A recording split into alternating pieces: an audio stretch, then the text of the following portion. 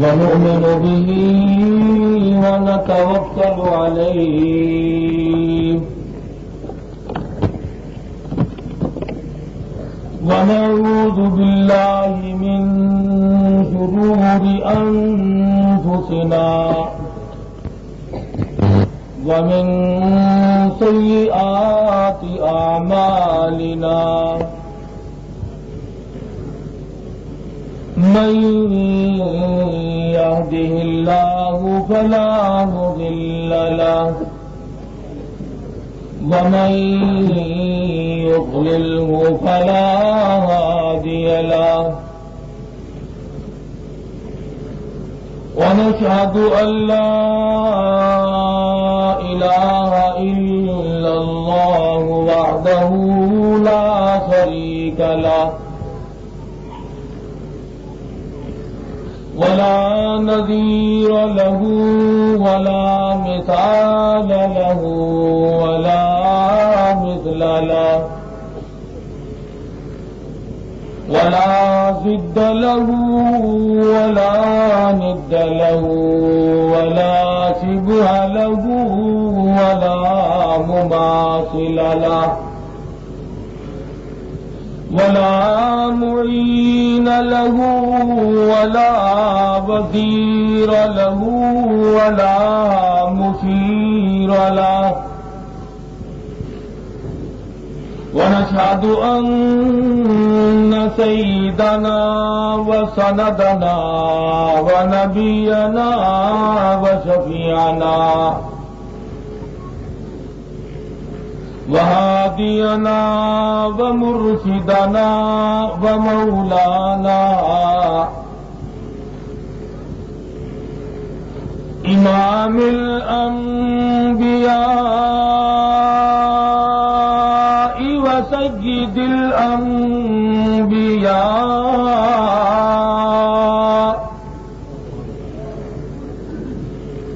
وخاتم النبيين باليقين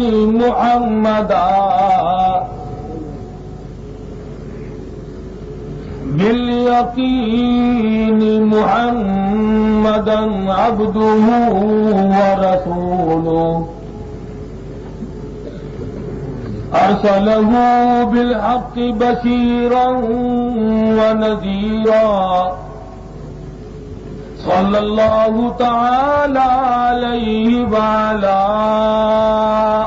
آله وأصحابه وأزواجه وذرياته وبارك وسلم تسليما كثيرا كثيرا.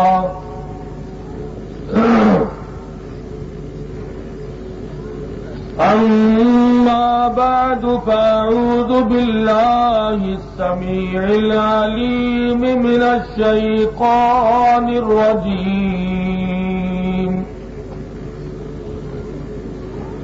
بسم الله الرحمن الرحيم.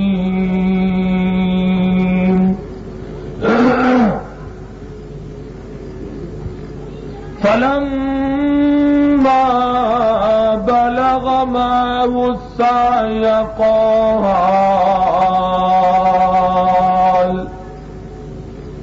قال يا بني إني أرى في المنام أني أذبحك فانظر ماذا ترى. قال يا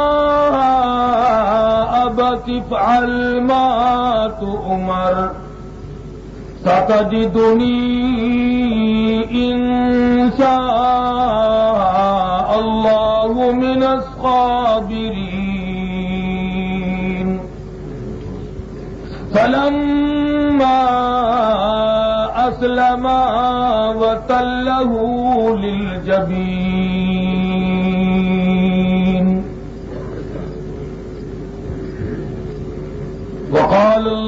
تبارك وتعالى إن أول بيت وضع للناس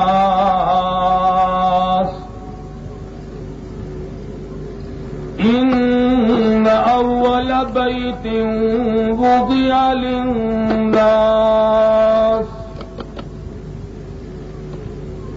الذي بكة مباركا وهدى للعالمين فيه آيات بينات مقام إبراهيم وقال الله تبارك وتعالى رب اجعلني مقيم الصلاة ومن ذريتي ربنا وتقبل دعاء ربنا اغفر لي ولوالدي وللمؤمنين يوم يقوم الحساب وقال النبي صلى الله تعالى عليه وسلم الحج مبرور ليس له جزاء إلا الجنة وقال النبي صلى الله تعالى عليه وسلم الحج مبرور ليس له جزاء إلا الجنة وقال النبي صلى الله تعالى عليه وسلم من حج لله ومن عمرة لله رجع يوم كولدته أمه صدق الله مولانا العلي العظيم وصدق رسوله النبي الكريم ونحن على ذلك لمن الشاهدين والشاكرين والحمد لله رب العالمين. اللهم صل على محمد وعلى آل محمد كما صليت على إبراهيم وعلى آل إبراهيم إنك حميد مجيد. اللهم بارك على محمد وعلى آل محمد كما باركت على إبراهيم وعلى آل إبراهيم إنك حميد مجيد.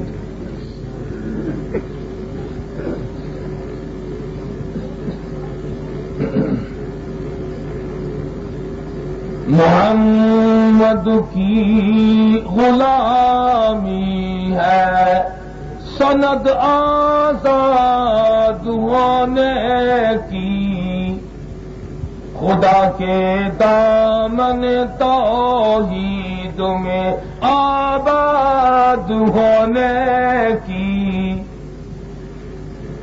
محمد کی محبت دین حق کی شرط اول ہے اسی میں ہو اگر خامی تو سب کچھ نامکمل ہے.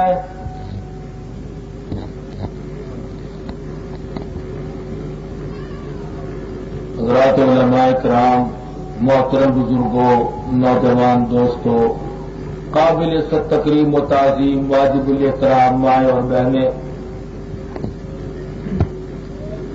یہ محفل، یہ مجلس کیوں منعقد کی گئی؟ کیا اس کی غرض و غایت ہے؟ کیا اس سے منشا اور مطلب ہے؟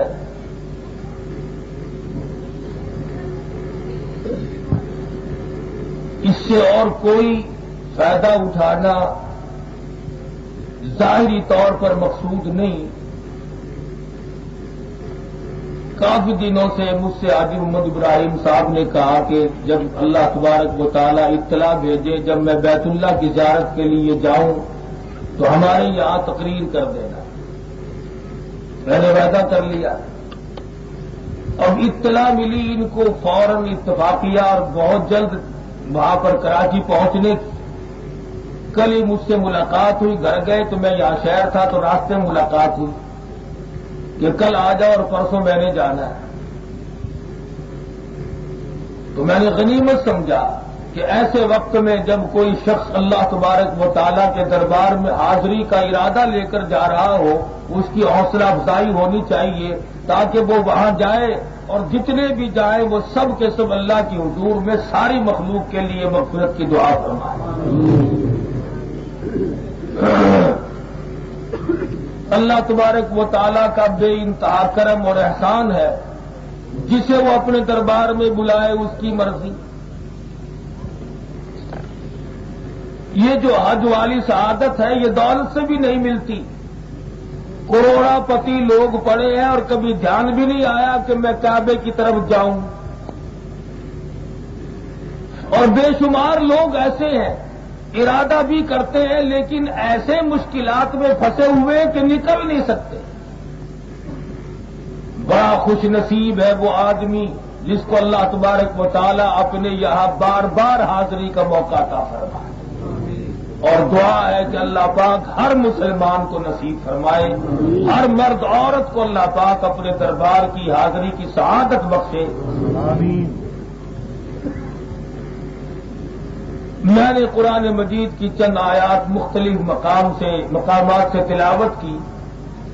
مختصر سے وقت میں کوشش کروں گا کہ ان کے متعلق کچھ معلومات عرض کر دوں تاکہ آپ حضرات کو بھی زیارت کعبہ اور دیدار روز رسول صلی اللہ علیہ وسلم کا شوق پیدا ہو، طبیعت میں شغف پیدا ہو اور رغبت پیدا ہو۔ وہاں جمعے میں نے اسی لیے یہ اعلان کیا تھا کہ رات کو انشاءاللہ اسی موضوع پہ کچھ گفتگو ہوگی، اور جو مجھے یاد آئے گا میں آپ حضرات کو سنا سکوں گا۔ بار صورت آپ بھی تشریف لے آئے، اللہ پاک نے مجھے بھی پہنچا دیا، اور دعا کرو اللہ پاک حاجی ابراہیم کو بھی اور ہر حاجی کو خیریت سے لے جائے اور خیریت سے لائے، اور وہاں پہ مکمل صحت اور تندرستی عطا فرمائے، اور ارکان حج جو ہیں وہ تمام کے تمام اللہ پاک ادا کرنے کی توفیق عطا فرمائے۔ بار صورت مولانا بیت اللہ شریف کی تعمیر کے سلسلے میں بیان فرما رہے تھے، میں بھی محظوظ ہو رہا تھا، آپ حضرات بھی لطف اندوز ہو رہے تھے، تو میں نے سوچا کہ مولانا سے اوپر تو کیا جاؤں اور پیچھے ہٹاتا ہوں۔ سیدنا ابراہیم علیہ الصلاۃ والسلام اپنی برادری سے مار کھا کر، اپنے کنبے اور قبیلے حتیٰ کہ باپ سے بھی مار کھا کر اپنے وطن کو خیرباد کہہ رہے ہیں۔ پورے فلسطین میں ایک ہستی ہے جو شرک کی مخالفت کرتی ہے، اور تمام کا تمام ملک شرک کی لعنت میں ڈوبا ہوا ہے۔ ایک فرد واحد جس کو اللہ تعالیٰ نے نبوت کا تاج پہنایا ہوا ہے۔ بعض لوگ کہا کرتے ہیں جی معاشرہ لوگوں کو برائی میں پھنسائے بغیر نہیں چھوڑتا، ابراہیم علیہ السلام جیسا گندا معاشرہ کسی کو نہیں ملے گا۔ خلیل اللہ کا والد بت پرست نہیں، بت گر ہے، بت بناتا ہے، اور بنا کر حضرت ابراہیم علیہ السلام کے سر پہ ٹوکرے میں بھر کے رکھتا ہے کہ بیچ کے آؤ۔ چھوٹی سی عمر ہے، ابراہیم علیہ السلام گلیوں میں چکر لگاتے ہیں، لے لو خدا پر ہے جھوٹے۔ اب اگر کوئی یہ آواز لگائے کہ لے لو انگور پر ہے بڑے کھٹے، لے کون؟ لوگوں نے کہا جو کل دے گیا تھا وہ بھی واپس لے جا۔ اور کبھی کبھی یہ بھی اعلان کرتے کہ جس کے خدا کی ٹانگ ٹوٹ گئی ہو، کان ٹوٹ گیا ہو، وہ خدا کی تبدیلی بھی کر سکتا ہے، اچھا خدا لے لے اور لنگڑا خدا میری ٹوکری میں رکھ دے۔ تو والد جو آمدنی کا ذریعہ بنائے ہوئے تھے خدا فروشی، خدا بیچنا، تو وہ حیران ہوتے کہ ٹوکری میں تو اچھے اچھے خدا رکھے تھے، یہ لنگڑے کہاں سے لایا؟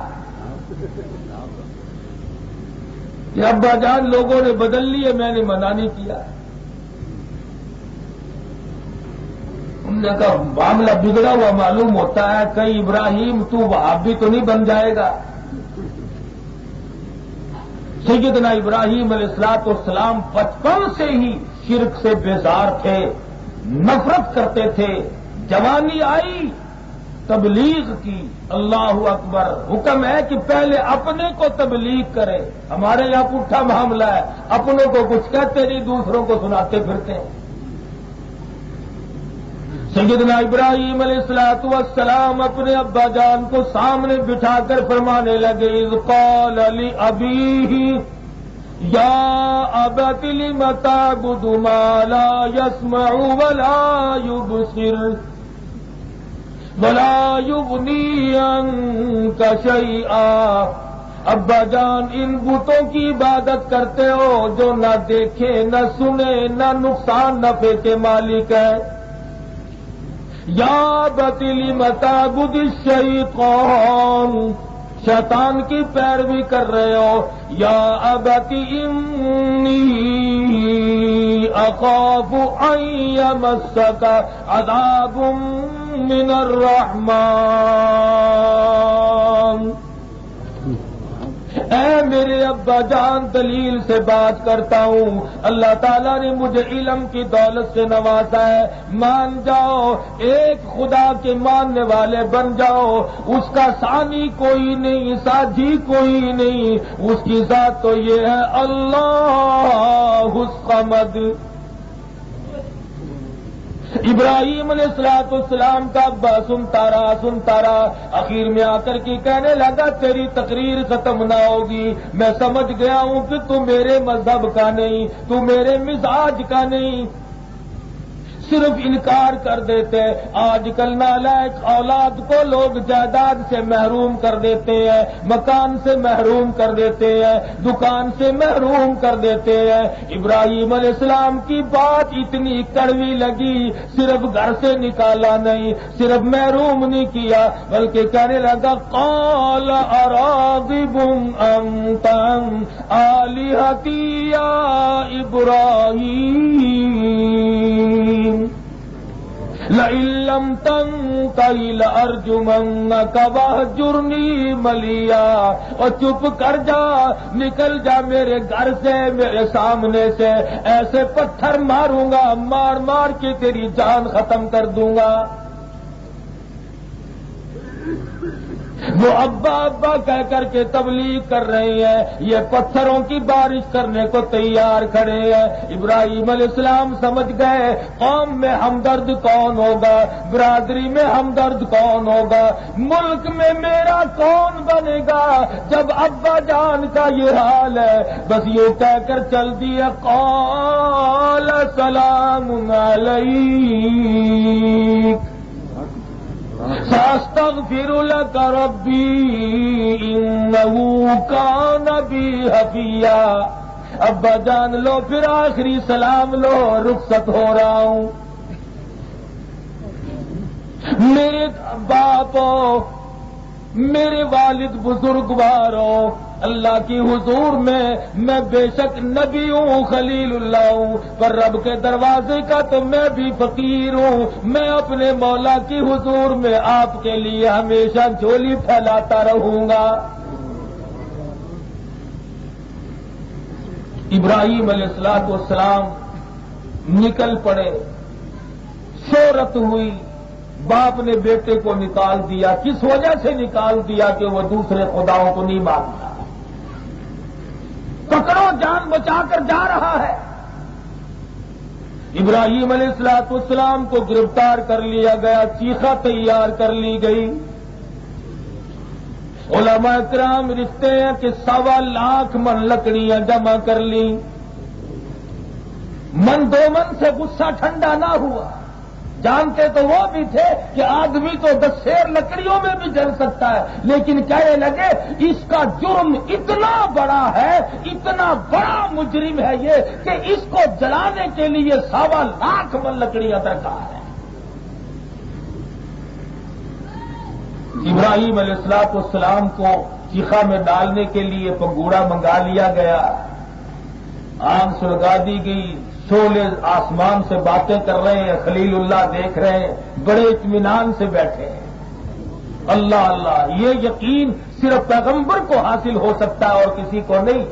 ہوا چلانے والا فرشتہ آیا، خلیل اللہ اگر حکم دو تو ایسی ہوا چلاؤں یہ ساری آگ ہوا میں اڑ جائے۔ قربان جاؤں، فرمایا کہ آپ فرشتے ہیں کہ جی ہاں۔ اللہ نے آپ کو حکم دیا کہ نہیں میں آپ کے حکم کا منتظر ہوں؟ فرمایا میں خود اس مالک کے حکم کا منتظر ہوں۔ میرے اس حال کا میرے اللہ کو علم ہے کہ ہاں علم ہے کہ پھر رب جلیل جانے خلیل جانے بیچ میں سے ہٹ جاؤ۔ دوسرا فرشتہ آتا ہے، ایسی بارش برساؤں ساری چیخا کی آگ کو بجھا کر رکھ دو، آپ حکم دیں۔ فرمایا میرے اللہ کو میرا حال معلوم ہے کہ ہاں معلوم ہے، کہ پھر درمیان سے ہٹ جاؤ، خدا جانے اور میں جانوں، جو وہ چاہے گا سو ہو جائے گا۔ لمبے چوڑے واقعات قرآن مجید نے ارشاد فرمائے اور تمام جملے ایک ایک کلمہ مصلحتوں سے خالی نہیں۔ کوئی قرآن کریم ہم لوگوں کو کس سے کہانی تو نہیں سناتا۔ بھڑک رہی آگ، شعلے بھڑک رہے ہیں۔ ابراہیم علیہ السلام کو جیسے اندر پھینکا، ادھر سے آواز آئی قلنا یا نار کونی، قلنا یا نار کونی بردا وسلاما علی ابراہیم، اے آگ ٹھنڈی ہو جا اور وہ بھی سلامتی کے ساتھ میرے ابراہیم علیہ السلام پہ۔ جب ابراہیم علیہ السلام چیخا سے بچے، ادھر سے والد نے نکال دیا، اپنی گھر والی کو لے کر ہجرت کا ارادہ کر لیا۔ اس ملک میں رہ کر کیا کروں گا جہاں بات کرنے والے کو جلایا جاتا ہو، جہاں دین کی بات کرنے والے کو، اللہ کی توحید کی بات کرنے والے کو گھر سے نکال دیا جاتا ہو، پتھروں کی بارش کی جاتی ہو۔ ملک سے نکلے، مصر کے علاقے سے گزر ہو رہا ہے۔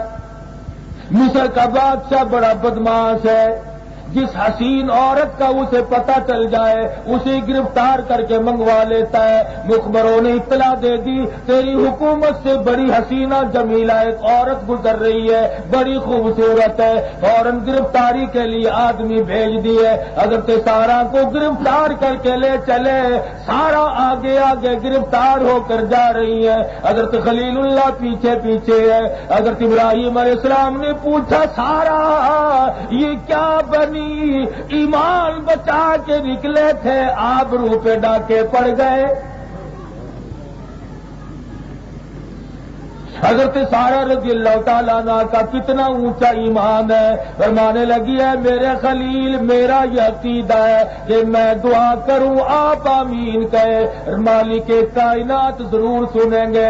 دونوں میں جدائی بھی ہو رہی ہے، حضرت سارا نے چولی پھیلا دی، لائی میری آبرو، خلیل اللہ کی آبرو اور ابراہیم علیہ السلام کی آبرو، تیری آبرو۔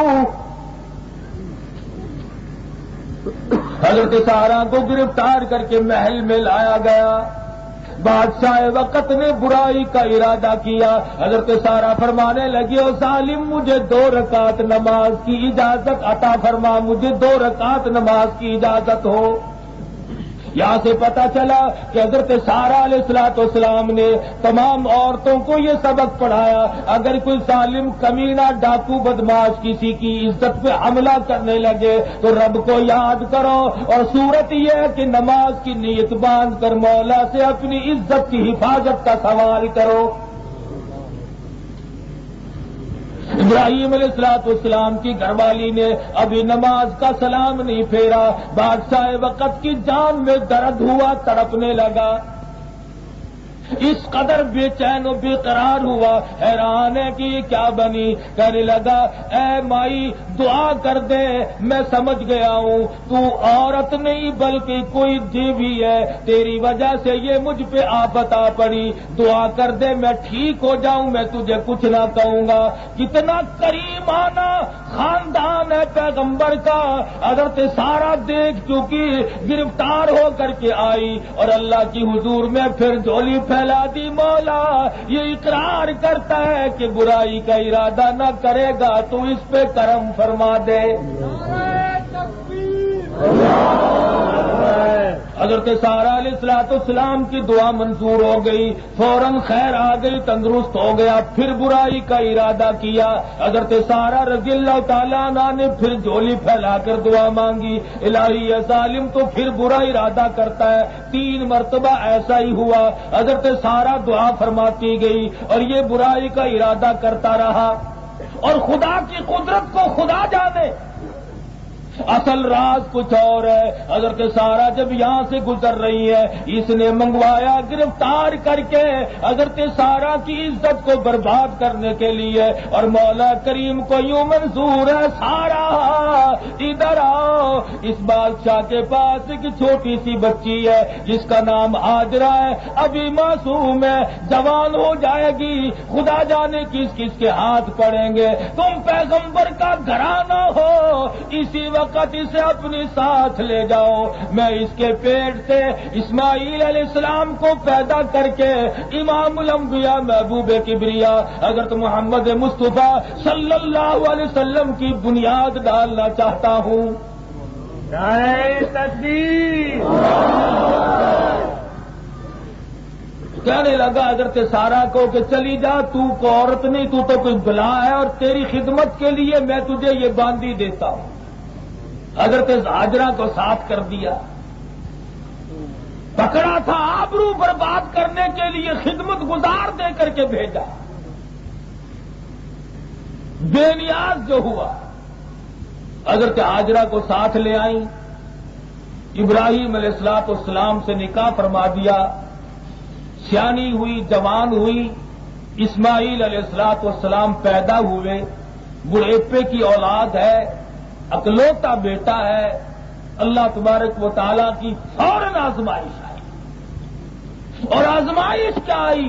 اللہ تبارک و تعالیٰ کو منظور ہے کہ جب سرکاری عمارتوں کے سنگ بنیاد رکھے جاتے ہیں، وزیر اعظم آتا ہے، صدر آیا کرتا ہے، گورنر آیا کرتا ہے. اب چونکہ بنیاد رکھنی ہے بیت اللہ کی اور آمد ہے رسول اللہ کی، اس لیے آج وزیروں کی ضرورت نہیں، آج گورنروں کی کوئی محتاجی نہیں، آج صدر کی ضرورت نہیں، آج امیروں سفیروں کی کوئی ضرورت نہیں. آج معصوم بچہ ہاجرہ کا آئے گا، ذبیح اللہ ہوگا، اور اس کی نرم و نازک ایڑیوں کی رگڑ سے میں بیت اللہ کی بنیاد رکھوانا چاہتا ہوں. نعرہ تکبیر.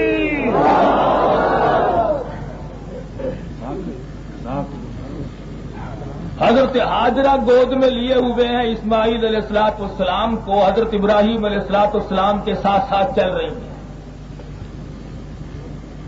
لق و دق میدان، صحرا، سینکڑوں میل میں کوئی آبادی نہیں، نہ چشمہ، نہ کنواں، نہ نہر، نہ پانی، نہ باغ، نہ بہار، کوئی شے نہیں وہاں.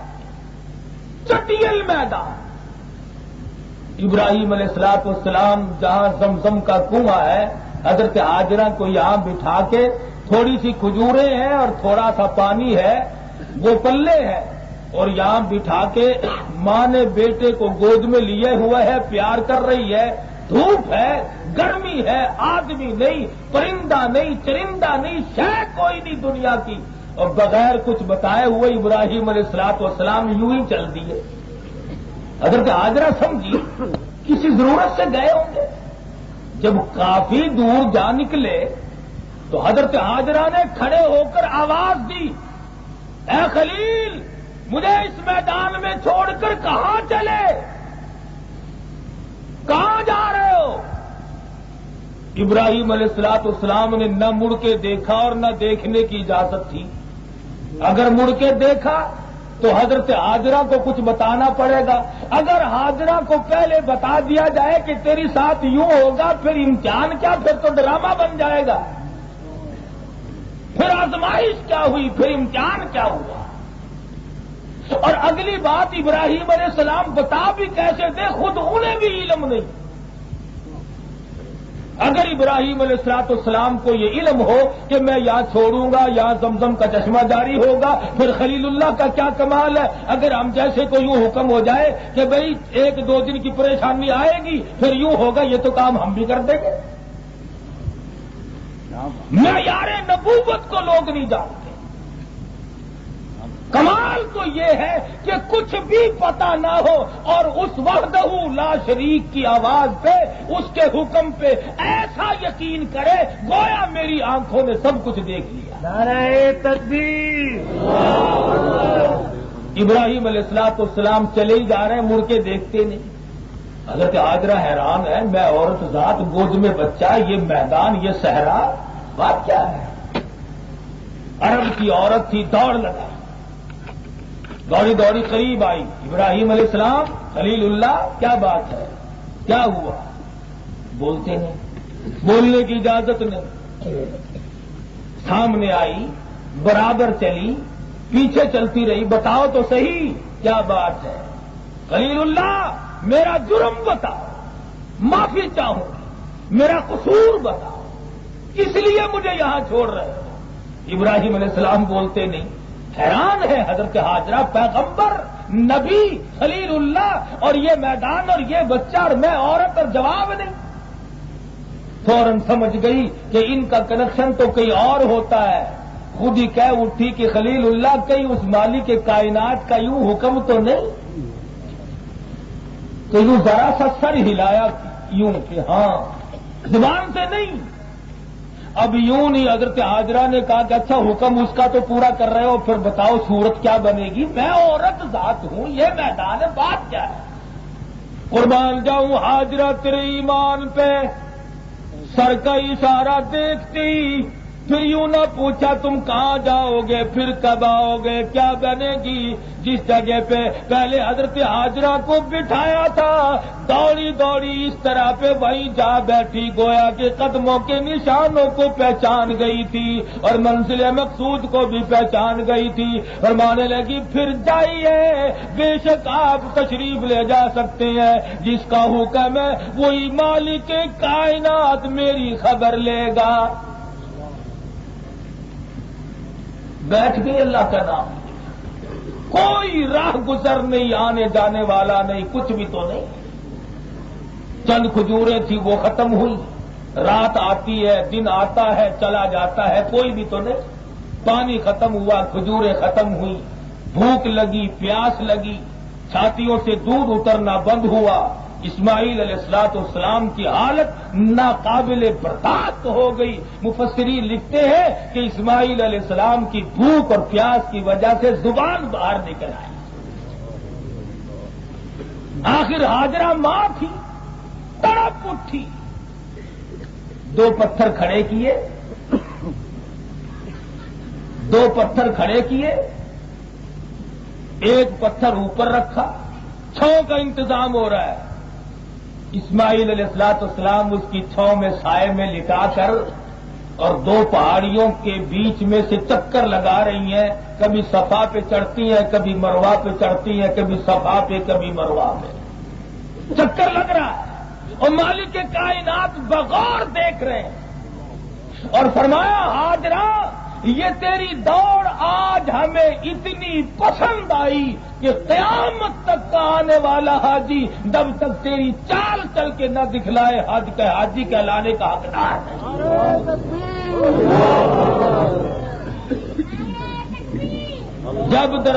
جب چڑھی صفا پہ، کانوں میں کچھ آواز سی آئی تو رو کے کہنے لگی جب میرا بچہ چل بسے گا تو میں کیا کروں گی. میں نے آواز سنی ہے میری امداد کر. لوٹ کے آئی، کیا دیکھتی ہے؟ نرم و نازک ایڑیاں جو بچے نے بھوک اور پیاس کی وجہ سے زمین میں رگڑی. اللہ تبارک و تعالیٰ کے حکم سے پانی کا چشمہ جاری ہے. آ بیٹھی اور چاروں طرف مٹی کا کنارہ بنانے لگی. زم زم زم ٹھہر جا ٹھہر جا, رک جا رک جا. مشکیزہ بھر لیا, خود بھی پیا, اسماعیل علیہ السلام کو بھی پلایا. اللہ تبارک و تعالیٰ کو منظور ہے کہ یہاں پہ بیت اللہ تعمیر کرانا ہے. اس لیے آج اسماعیل علیہ السلام کی نرم و نازک ایڑیوں سے یا اس کی بنیاد رکھی گئی, سنگ بنیاد رکھوایا گیا. اور ادھر حضرت ابراہیم علیہ السلام جب چھوڑ کر گئے ہیں تو بتقاضا بشریت پہاڑ کی آڑ میں ہو کر سجدہ شکر بجا لائے. الہی یہ گھر والی اور یہ بچہ تیرے حوالے ہے, مولا مجھے صبر شکر کی بھی توفیق تو ہی عطا فرمائے گا. سجدہ فرمایا ابراہیم علیہ السلام نے.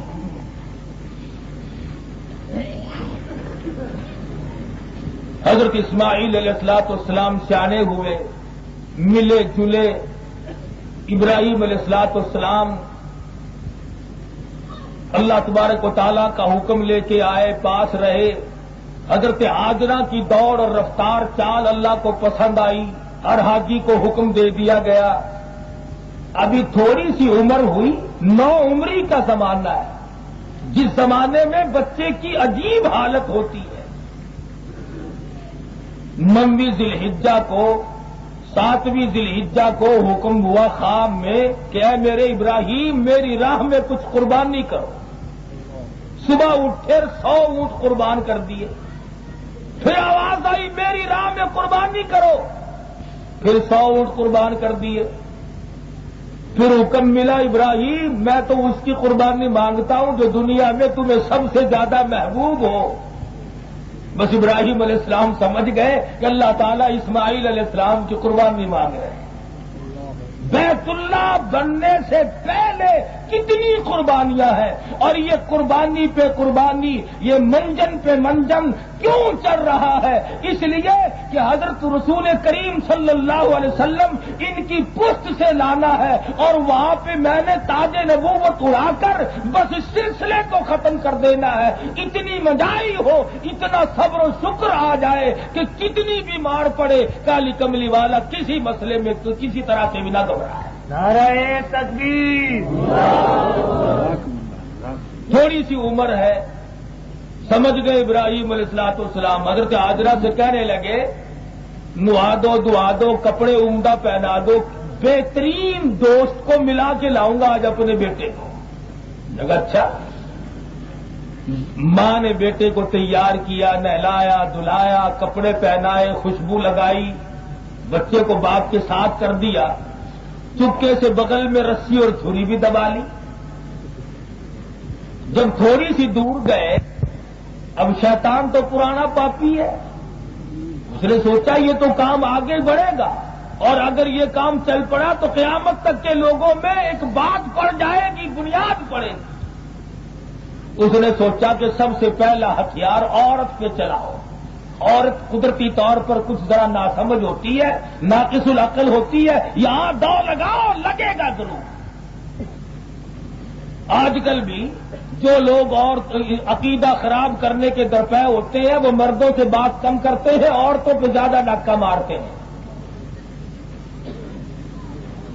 کسی کو کہا کہ تجھ پہ جادو کر دیا, کسی کو کہا تجھ پہ فلانی نے ٹوٹکا کر دیا. آخرکار جب تک گھر گھر میں لڑائی نہ ہو تو کھاتا نہیں چلتا. ہمارے یہاں, میں شہر سے ذرا باہر رہتا ہوں, شہری آدمی نہیں ہوں میں, دیہاتی ہوں. آپ لوگ شہری ہیں ماشاءاللہ, سمجھدار لوگ. کئی سال کی بات ہے, ایک آدمی آیا اور عورتوں میں یہ خبر پھیلا دی کہ میں 10 کے نوٹ کا 100 کا نوٹ بنا دوں. جس عورت کے پلے نہیں تھا پڑوسن سے ادھارا مانگ کے لائی, ذرا دینا 10 کا نوٹ میں بھی 100 کا بنوا لوں. اس نے 2,000 روپے 2-3 ہزار روپے اکٹھے کر کے کہنے لگا تمام کی تمام آنکھیں بند کر لو, ابھی بنتے ہیں. اور جب تک میں نہ بولوں جس نے آنکھ بیچ میں کھول دی اس کا نوٹ 10 کا رہے گا, راکھ بن جائے گی. انہوں نے آنکھ بند کر لی, بس وہ انشاءاللہ تشریف لے گئے. سب سے پہلا داؤ حضرت ہاجرہ پہ چلایا. کہنے لگا کہاں ہے وہ تیرا بچہ اسماعیل؟ کہ والد کے ساتھ گیا. کیوں لے گئے؟ کہاں گئے؟ کہ وہ اپنے دوست کو ملانے کے لیے لے گئے. انہوں نے کہا دوست کو نہیں کہ اور ذبح کرنے گئے. بغل میں چھری رسی تھی. اس نے کہا کم وقت کبھی کسی نے آج تک کسی باپ نے بھی اپنے بچے کو ذبح کیا؟ بڑھیپے کی اولاد. اور یہ آپ سے میں سوال کروں تو جواب نہیں دے سکتے.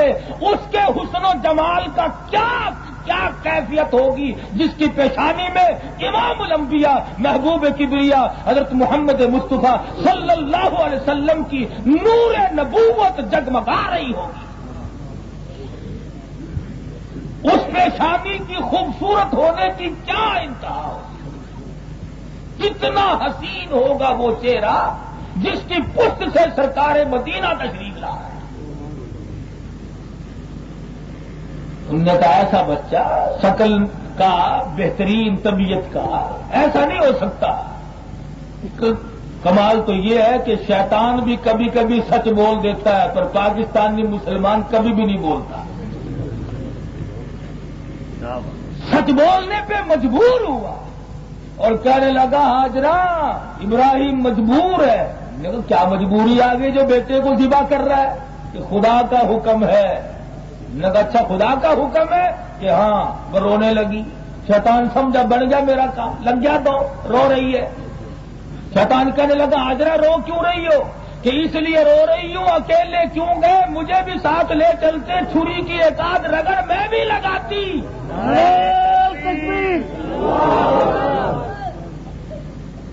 وہ تو ایک اسماعیل ہے، ہزاروں اسماعیل ہوں اور مالک کائنات کا حکم ہو اپنے ہاتھوں سے میں ذبح کرتی. خلیل اللہ اوڑ پہ کیوں لے گئے، پردے میں کیوں لے گئے، میرے سامنے ذبح کرتے، میں خود ذبح کر دیتی. اور دو دان کے ڈاکو میرا ایمان لوٹنے آیا ہے. حفیظ کہتا کہ یوں کہنے لگی بس کر لائیں بس کر لائیں اپنی قال و قیل بھی، اور میں بھی تیار ہوں اور میرا اسماعیل بھی. ہزاروں اسماعیلوں میں سب کو قربان کر سکتی ہوں. حضرت ہاجرہ نے اٹھا کر کنکریاں ماری شیطان کو. اللہ پاک کو یہ ادا بھی پسند آئی. ہاجرہ جب تک ہر آنے والا حاجی یہاں کھڑے ہو کر تیری طرح سے کنکری نہیں مارے گا، حاجی کہلانے کا حقدار نہیں. آخرکار شیطان نے سوچا چلو اب آگے چل کر دوڑ لگاتے ہیں. ابراہیم علیہ السلام کے پاس آیا اور کہنے لگا بڑھیپے کی اولاد ہے، یوں قربانی نہیں دیا کرتے، اور صدقہ کر دو اور خیرات کر دو. آج تک دنیا میں کبھی ایسا ہوا نہیں کسی باپ نے اپنے بیٹے کو ذبح کیا ہو. ابراہیم علیہ السلام پیغمبر تھے، سمجھ گئے شیطان ہے. انہوں نے بھی یہاں پہ کنکریاں ماری. حکم ہوا جہاں میرے خلیل اللہ نے کنکریاں ماری ہر حاجی کو یہاں پہ کنکریاں مارنی پڑیں گی. آخری دو لگانے کے لیے اسماعیل علیہ السلام کے قریب آیا، سر پہ ہاتھ پھیرا، پیار کیا. بچہ کچھ رونا دھونا شروع کر دے. کیوں؟ کیا بات ہے؟ ارے تیرا ابا تجھے ذبح کرے گا. کیوں ذبح کرے گا؟ کبھی کسی باپ نے آج تک کسی بیٹی کو ذبح کیا تو نہیں. کہنے لگا خدا کا حکم جو ہے، معصوم بچے نے بھی اٹھا کر کنکریاں ماری. اور ظالم ڈاکو شیطان تو کہاں سے آیا؟ میرا کہاں نصیب، حکم خدا کا ہو، ہاتھ نبی کا ہو، ذبح میں ہوں. انہوں نے بھی کنکریاں ماری. ابراہیم علیہ السلام چل رہے ہیں، ساتھ ساتھ بچہ ہونہار چل رہا ہے. نہر ابراہیم پہ آ پہنچے. ابراہیم علیہ السلام بیٹھ گئے، سامنے اپنے بیٹے کو بٹھا لیا. چھری رسی چھپائی ہوئی ہے، دکھائی نہیں. سوچنے لگے نبی کی اولاد ہے، سوال تو کر کے دیکھوں اس کی کیا مرضی ہے، اس کی کیا منشا ہے، یہ کیا جواب دیتا ہے. خداوند ذوالجلال کو باپ بیٹے کی گفتگو پہ، خلیل اللہ ذبیح اللہ کی گفتگو پہ پیار آیا، قرآن مجید میں نقل کر دیا. ابراہیم علیہ السلام بالکل گھبراہٹ نہیں، کسی قسم کی پریشانی نہیں، اور حالت یہ بنی ہوئی ہے، فرمایا اٹھا مرسل اسی عالم میں رسی اور تبر لے کر پے تعمیل چل نکلا خدا کا پاک پیغمبر۔ سامنے بٹھایا اپنے بیٹے کو اور آواز دی، یا بنیا فلما بلغ معه السعي قال یا بنی انی ارى في المنام انی اذبحك فانظر ماذا ترى۔ اے میرے بیٹے، میں نے ایک خواب دیکھا ہے، میں اللہ کے نام پہ تجھے ذبح کرتا ہوں۔ پہاڑی پر سے دی آواز، اسماعیل ادھر آؤ۔ خدائے پاک یہاں آ کر خدائے پاک کا ارشاد سن جاؤ۔ پدر بولا کہ بیٹا آج میں نے خواب دیکھا ہے۔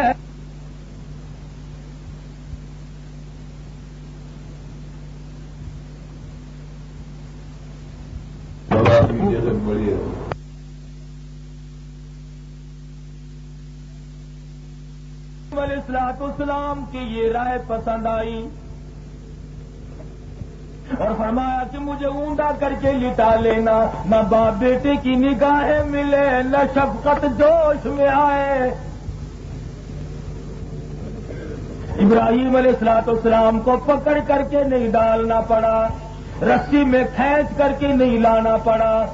جب اسماعیل علیہ السلام نے دیکھا کہ ابا جان اب تیار ہے، حالت یہ ہوئے اب ہر طرح تیار، دونوں باپ اور بیٹا۔ چھری اس نے سنبھالی تو یہ جھٹ قدموں میں آ لیٹا۔ خود بخود قدموں میں اسماعیل علیہ السلام آ لیٹے، نیچے کو منہ کر لیا۔ بدھی کی طرف سے ابراہیم علیہ السلام نے چھری چلانی شروع کر دی، اور حالت یہ ہے پچھاڑا اور گھٹنا سینہ معصوم پر رکھا، چھری پتھر پہ رگڑی، ہاتھ کو حلقوم پر رکھا، چھری چلا رہے ہیں چلا رہے ہیں چلا رہے ہیں۔ عرض کیا ابا جان مجھے تو پتہ بھی نہیں چلتا، کئی حکم خداوندی میں کوتاہی نہ ہو جائے، آپ زور سے چھری چلائے اور میرے بیٹے میں تو پورا زور لگا رہا ہوں۔ ابا جان مجھے تو بالکل پتا تک نہیں، چھری تو اپنا کام نہیں کرتی، اور کرے کیسے؟ چھری بھی خدا کی مخلوق ہے۔ آواز آئی چھری اوپر خلیل اللہ، نیچے ذبیح اللہ، خبردار اگر ایک بال کا رونگٹا بھی کاٹا تو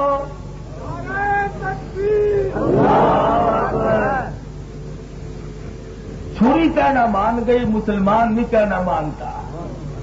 مسلمان کو جو حکم ملا کوئی کسی کو نہ مارے، کوئی کسی کو قتل نہ کرے، انہوں نے کہا نہیں ہمارا تو کام نہیں بنتا جب تک دو چار کو ٹھکانے نہ لگائے۔ اسماعیل علیہ السلام بول اٹھے، ابا جان کیا بات ہے؟ بیٹا اللہ بہتر جانتا ہے، میں تو اپنی طرف سے بڑا زور لگا رہا ہوں۔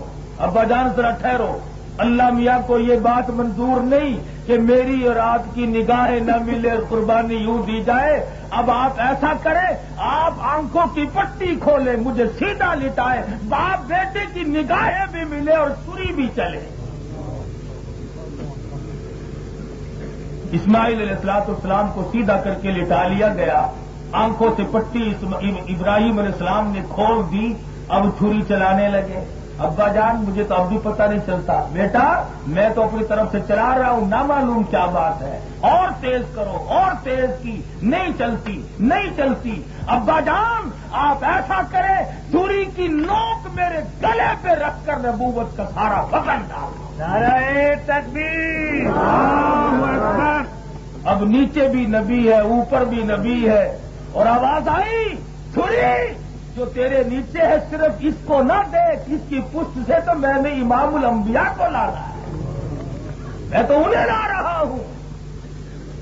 علماء لکھتے ہیں کہ چھری نہ نیچے گئی نہ اوپر گئی، تھوڑا سا راستہ لکڑی کے دستے میں ملا، اس میں گھس گئی، تھوڑا سا راستہ۔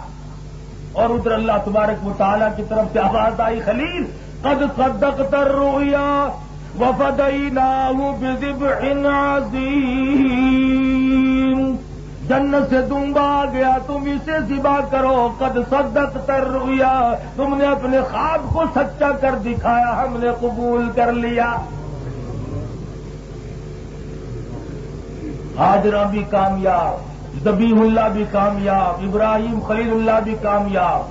اللہ تبارک و تعالیٰ کے حکم سے کعبہ شریف کی تعمیر کی، بیت اللہ بنایا۔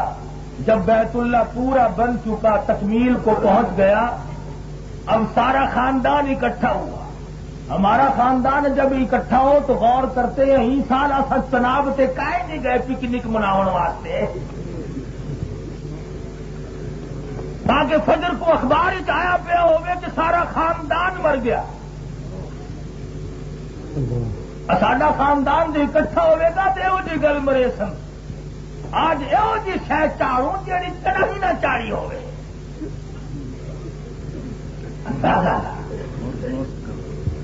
اور یہ خاندان جب اکٹھا ہوا ہے، اللہ اللہ، ابراہیم علیہ السلام اٹھے، جھولی پھیلا دی، لائی بیت اللہ میں نے تعمیر کر دیا، تیرے حکم کی تعمیل کی۔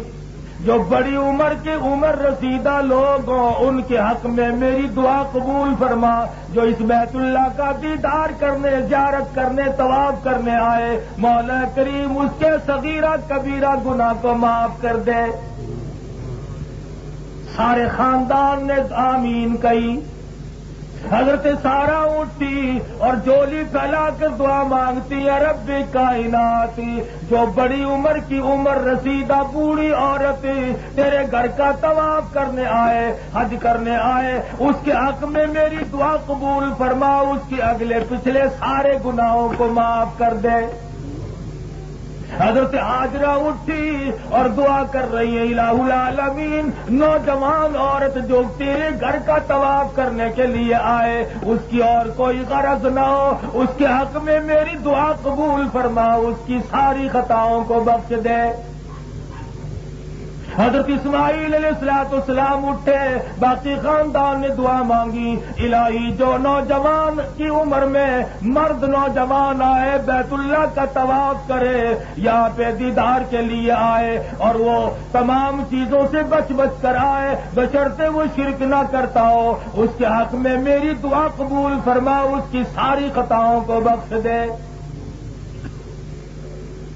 جب سارے خاندان نے دعا مانگی امت محمد الرسول اللہ صلی اللہ علیہ وسلم کے لیے، تو اللہ پاک نے حکم دیا، میرے محبوب آپ درود شریف جو صحابہ کرام کو سکھائیں، اس خاندان کا اس میں ذکر کرو تاکہ ان کی دعاؤں کا ان کو بدلہ ملتا ہے۔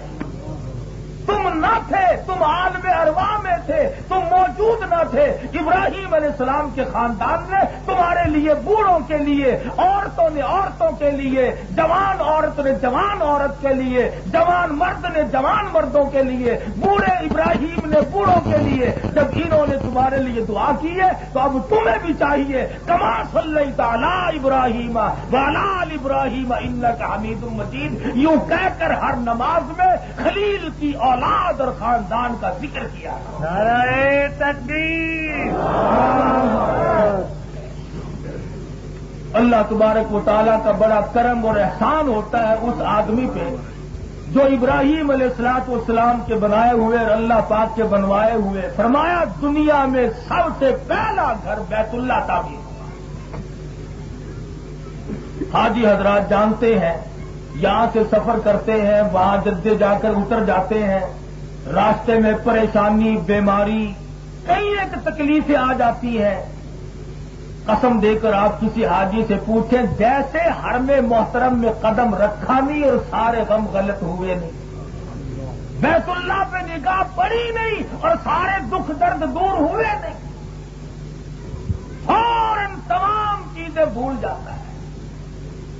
اور حدیث میں آتا ہے کہ 500 سال کی عبادت ایک طرف اور بیت اللہ کو 1 سیکنڈ کے لیے تکنا ایک طرف. صرف دیکھنا 500 سال کی عبادت سے زیادہ کا ثواب ملتا ہے ایک نگاہ بیت اللہ پہ ڈالنے کی وجہ. اور اللہ تبارک و تعالیٰ نے کتنی کریمی فرمائی. حرم محترم میں پہنچ گئے, وہاں پہ پہنچے, بیت اللہ کا طواف کرنا شروع کر دیا. اپنے لیے دعا مانگ رہا تھا, اللہم اغفر لی, اللہم اغفر لی, اللہم اغفر لی الذنوب. الہی میرے گناہوں کو بخش دے, یا اللہ میری خطاؤں کو معاف کر دے. رب کریم کا دریائے کرم جوش میں آیا اور آواز آئی, حاجی جی, حاجی صاحب, آپ بیت اللہ کا طواف کر رہے ہیں, کوئی چھوٹے موٹے شہنشاہ کا دربار نہیں, یہ تو مالک کائنات کا دربار ہے. صرف اپنا پیٹ کیوں پیٹ رہے ہو, صرف اپنے لیے سوال کیوں کرتے ہو؟ آخر تیری اولاد بھی تو ہے جس نے خوشی خوشی ابا اماں کو رخصت کیا ہے اور انہوں نے تیاری کر کے بھیجا ہے. میرا دربار ہو اور دریائے کرم جوش میں ہو, صرف اپنے لیے کیوں مانگتے ہو؟ بلکہ یوں کہو, ربی جعلنی مقیم الصلاۃ ومن ذریتی, الہی مجھے بھی اور میری اولاد کو بھی پکا نمازی بنا. ربنا وتقبل دعا, الہی میری دعاؤں کو مقبول فرما. ادھر سے آواز آتی ہے, حاجی صاحب بیت اللہ کا طواف کرنے والے, آج میرا دریائے کرم بہ رہا ہے, آج دریائے رحمت جوش میں ہے. اولاد کے لیے بھی تم نے مانگ لیا, اپنے لیے بھی سوال کر لیا, اور کبھی تیرے ماں باپ بھی تو تھے, آج اگر سے تجھے یاد نہیں میں کیسے بھلا دوں, میری تو وہ بھی مخلوق تھی. آج تو ماں کو بھول گیا, آج تو باپ کو بھولا ہوا ہے. میرا دربار ہو, تیری جھولی ہو, دریائے رحمت بہ رہا ہو, آج ان کے لیے مغفرت کا سوال کر. ربنا اغفر لی ولیوالدی, الہی میرے ماں باپ کو بھی معاف کر دے. ادھر سے آواز آتی ہے, اپنے لیے بھی مانگ لیا, اپنی اولاد کے لیے بھی مانگ لیا, اپنے ماں باپ کے لیے بھی سوال کر دیا. تیرے محلے میں, تیری گلی میں, تیرے رشتہ داروں میں کتنے ایسے لوگ ہیں تڑپ رہے ہیں پر پہنچ نہ سکے. تمنا بڑی, آرزو بڑی, ہر وقت یہ کہتے ہیں الہی کوئی موقع ملے تو میں دربار خداوندی میں جا کر اپنی معذرت کروں, اپنے گناہوں کا اقرار کر کے معافی چاہوں. آج میرا دریائے کرم جوش میں ہے, 1-2 خاندان کا کیوں نام لیتا ہے, بلکہ صاف طور پر یوں کہہ دے, وَلِلْمُؤْمِنِينَ یوم یقوم الحساب. الہی سارے جان کے مومنوں کو, ایمانداروں کو معاف کر دے, قیامت کے حساب و کتاب سے سب کو آسان کر دے. سب کے لیے سوال ہے. بیت اللہ کا طواف کر رہا ہے, حجر اسود کو بوسہ دے رہا ہے, غلاف کعبہ پکڑ پکڑ کے دعائیں مانگ رہا ہے. حدیث میں حضور اکرم صلی اللہ تعالی وسلم کے بارے میں عمر فاروق رضی اللہ تعالیٰ عنہ فرماتے ہیں, میں نے سرکار مدینہ کو دیکھا, آپ نے اپنا پیراہن مبارک, کرتا مبارک اوپر کو اٹھا دیا اور شکم مبارک ننگا کر کے مقام ملتزم سے چمٹا دیا اور رو رو کر کے دعائیں مانگ رہے ہیں. عمر فاروق نے دیکھا, حضور فرماتے ہیں, اے عمر فاروق, یہ دربار الہی ہے, یہ وہ مقام ملتزم ہے جہاں پہ اس کو لپٹ کر مولا کی دہلیز سے لپٹ کر دعا مانگو. حدیث میں ہے, جس نے میری چوکھٹ کو پکڑ کر مانگا, میں سمجھتا ہوں میرا دربار میں جھک کر کے مانگ لیا. حضور صلی اللہ علیہ وسلم نے فرمایا, جس نے حجر اسود کو بوسہ دیا, اللہ تعالیٰ فرماتے ہیں اس نے میرے سجے ہاتھ کو بوسہ دے دیا. فرمایا جس نے غلاف کعبہ پکڑ کر دعا مانگی اس نے اللہ تعالیٰ فرماتے ہیں میرا دامن پکڑ کر مجھ سے سب کچھ مانگ لیا۔ اور کبھی کبھی ایسا ہوتا ہے حتیم میں میزاب رحمت یعنی پرنالے کے نیچے جب حاجی نفل پڑتا ہے، نیچے بیت اللہ کی زمین ہے، اوپر بیت اللہ شریف کا پرنالہ ہے، نیچے سے بھی رحمت ابل رہی ہے، اوپر سے برس رہی ہے، اور بیچ میں گناہگار حاجی جھولی پھیلا کر سمیٹ رہا ہے۔ کبھی ایسا ہوتا ہے طواف کر کے زمزم پہ جا کر کے پانی پیتا ہے، مقام ابراہیم پہ نفل پڑتا ہے، اس کے بعد باہر نکلتا ہے، اللہ تبارک و تعالیٰ کے مناظر وہ نظر آتے ہیں، حاجی کلمہ بھی پڑھتا ہے، حج کرنے بھی آ گیا، تو اس شہر کے گلی کوچوں دروں دیوار پہاڑ کی چٹانوں سے ایک سوال تو کر، پہاڑ کی چٹان سے گلی کے کوچے کوچے سے ایک بات تو پوچھ لے، کیا یہ سوال کر مکے کی گلیوں اور پہاڑ کی چٹانوں، ذرا یہ تو بتاؤ صحابہ کرام مدنی کریم کے یاروں کے یہاں پہ چمڑے کیوں ادھیڑے گئے تھے؟ کیا جرم تھا، کیا قصور کیا تھا انہوں نے؟ اس مکے کی گلی میں زنیرہ کی آنکھیں کیوں نکالی گئی؟ لبینہ کا چمڑا کیوں ادھیڑا گیا؟ وہ چیر کر اس کے 2 ٹکڑے کیوں کیے گئے؟ اوپر کو نظر اٹھاؤ، پہاڑ کے اوپر مسجد دکھائی دے گی، کون سی مسجد ہے؟ مسجد بلال۔ بلال نے تو کوئی نئی مسجد نہیں بنوائی، کیا بات ہے؟ بتائیں گے لوگ یہ وہ مقام ہے جہاں پہ حضرت بلال رضی اللہ تعالی عنہ کو امیہ بن خلف ڈال کر نیچے دہکتے ہوئے کولے اور شولے اور سینے پہ پتھر کی چٹان اور رگ رگ میں کانٹے چبھو کر کہتا ہے اب بھی کلمہ چھوڑتا ہے کہ نہیں؟ بلال اللہ کا نام لے کر کہتا امیہ میری حفاظت کرنے والا تجھ سے بہت زیادہ طاقتور ہے، اگر کلمہ صرف زبان پہ ہوتا تو میں چھوڑ دیتا، یہ تو عقیدے کی بات ہے، میرا یہ عقیدہ ہے اس مالک کے سوا مشکل کشا کوئی نہیں، حاجت روا کوئی نہیں، میرے اس حال کو جاننے والا کوئی نہیں، تو میری رگ رگ میں کانٹے چبو سکتا ہے، دل میں کیسے چبوئے گا؟ وہاں تو میں نے خالق کو بسایا ہوا ہے۔ نعرہ تکبیر! اللہ تعالیٰ نے فرمایا لوگوں جہاں پہ میرے نام کی وجہ سے میرے بلال نے مار کھائی ہو اس جگہ کا بھی ادب کرو، یہاں پہ مسجد بناؤ، یہاں پہ مسجد بناؤ۔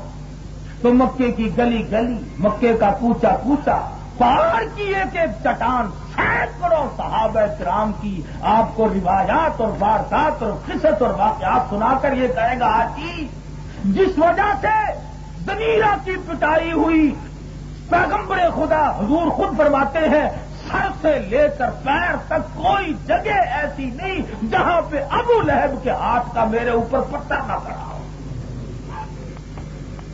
سرکار مدینہ مار کھائے، صحابہ کرام کے ٹکڑے کر دیے جائیں، پیاسا مارا جائے، قید و بند کی مصیبتوں میں ڈالا جائے، اللہ اکبر! صحابہ کرام کتنے مضبوط ہیں، کتنا طاقتور ایمان ہے ان حضرات کا۔ آج ہم وہاں جاتے ہیں اور نہ ہم وہاں سے سوال کرتے ہیں، نہ ہمیں جواب ملتا ہے، نہ ہم عقیدہ صحیح کر پاتے ہیں، نہ اعمال کی توفیق ہوتی ہے، گئے خرید و فروخت میں لگ گئے، یہ کیا وہ کیا۔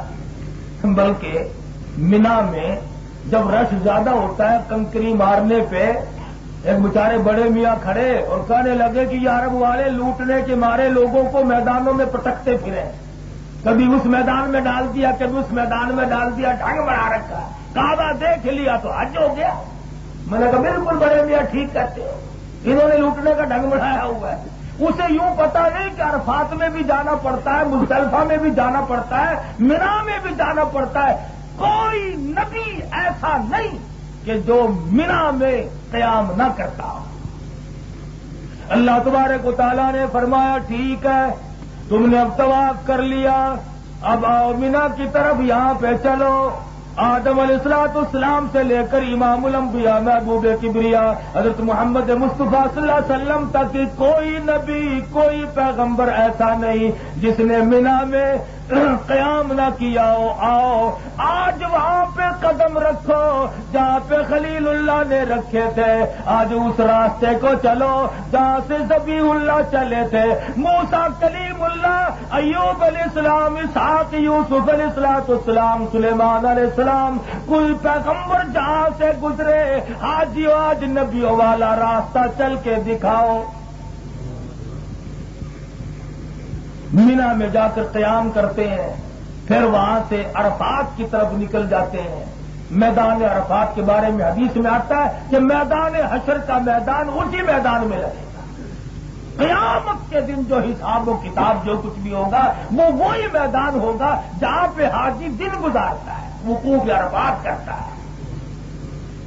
اس کے ایک سائڈ میں جبل رحمت ہے جہاں پہ حضرت آدم علیہ السلام اور حضرت حوا رضی اللہ تعالی عنہا علیہ السلام کی 300 برس کے بعد ملاقات ہوئی. 300.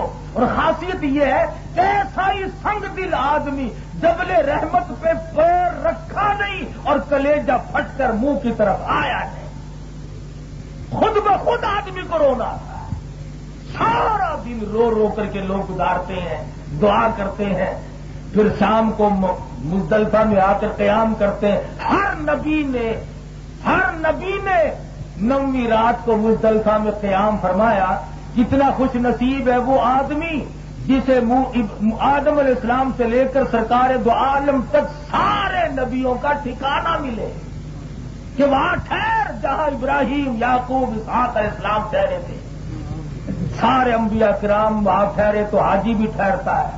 اس کے بعد قربانی کرتا ہے، جمرہ عقبہ کنکریاں مارتا ہے، اور یہاں سے فارغ ہو کر یا اس سے پہلے اللہ اللہ عجب نظارے دیکھنے سے تعلق رکھتے یوں تھوڑے. مالک بن دینار سب کہہ دو رحمت اللہ علیہ فرماتے ہیں کہ ایک نوجوان کو دیکھا جس کے گلے میں کرتا تک نہیں تھا، نہ کوئی سامان نہ کوئی سواری، کچھ بھی نہیں. فرماتے میں نے پوچھا کہ نوجوان کہاں چلے؟ کہنے لگا بیت اللہ کے طواف کے لیے چلا ہوں، روز رسول اللہ کی زیارت کے لیے چلا ہوں. نے کہا پیر نہیں ہے، ہاتھوں کے بل گھسٹ کے چل رہا ہے. تیری حالت یہ، سواری کوئی نہیں، سامان کوئی نہیں، یوں ہی چل رہا ہے. جی ہاں یوں ہی چل رہا ہوں. کہاں سے چلے؟ کہ بلخ بخارے سے. تجھے چلے ہوئے کتنا عرصہ گزر گیا؟ کہ 7 برس ہو کر کے 8واں لگ چکا ہے. اتنی مدت گزار دی، گرمی سردی سب کچھ آئی کہ ہاں سب کچھ آئی. آج رات میرے یہاں قیام کر لیں، آج رات یہاں ٹھہر جا. تو کہنے لگا نہیں ایسی بات نہیں کہ نہ میرے یہاں قیام کر لے تو تھک گیا ہوگا. کہنے لگا تمہاری گفتگو میں یہ جو میرے 2-4 منٹ صرف ہوئے ہیں، مجھے اس کا دکھ ہے کہ اتنی دیر میں تو 2-4 گز اور میں اپنے یار کے قریب ہو جاتا. تمہاری وجہ سے مجھے تاخیر ہوئی، دیر ہو گئی. اس نے کہا تھک گیا ہوگا، کچھ آرام کر لے. کہتا ہے کہ تھکنے کا میرے یہاں نام و نشان نہیں. کیوں؟ فرمایا کہ تیرے دیوانے مگر چلنے سے رخصت نہیں. تیرے دیوانے مگر چلنے سے رخصت نہیں. پاؤں تھک جاتے ہیں دل ان کے کبھی تھکتے نہیں. نعرہ تکبیر. میرے یہاں تھکنے وقتنے کا نام و نشان نہیں. میں تو منتظر ہوں اس گھڑی کا کب وہ وقت آئے اور کب میں جا کر کے یوں کہوں کہ اے مدینے کی مہاجر سبز گنبد کے مکین. اے مدینے کے مہاجر سبز گنبد کے مکین. عرش ہے تیری قدم کے فیض سے یہ سرزمین.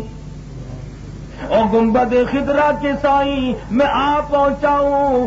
میں زیارت کے لیے بڑی محنت کر کے دور دور سے آیا ہوں، اور حالت یہ دیکھی ہے، کوئی ان میں بادشاہ ہے، کوئی ہے ان میں فقیر، سب نظر آتے ہیں تیری دام الفت کے اسیر۔ چھوٹا بڑا امیر غریب تمام امتیاز ختم ہے، یہاں پہ سب کا لباس ایک ہے۔ ارکان حج سے فارغ ہو کر یا پہلے مدینہ منورہ کی طرف آدمی نکل جاتا ہے، اللہ پاک ہر مسلمان کو مدینہ پاک کی زیارت نصیب فرمائے۔ پہلے تو بات یہ نہیں سمجھ میں آتی تھی، اب تو میں بھی کہتا ہوں کہ مدینہ نہ دیکھا تو کچھ بھی نہ دیکھا،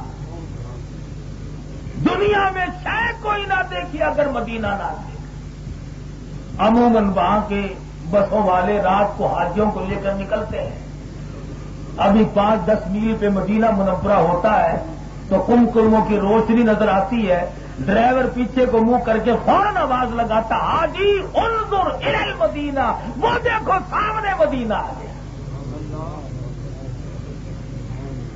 جیسے جیسے قریب ہوتے جاؤ، نرالی ہوا، نرالی خوشبو، نرالی فضا، تمام چیزیں بدل گئی۔ مکے میں جلال تھا، یہاں پہ جمال ہی جمال ہے۔